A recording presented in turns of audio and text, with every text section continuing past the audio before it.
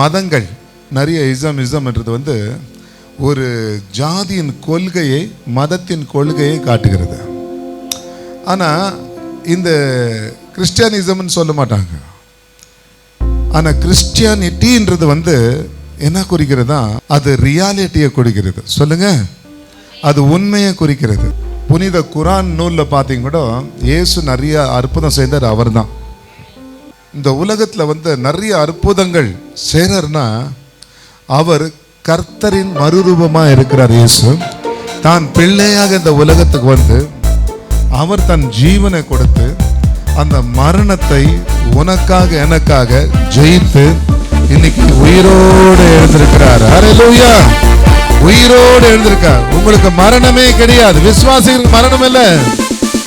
உயிரோடு எழுந்த இயேசுவே நான் வாழுவேன் உமக்கா.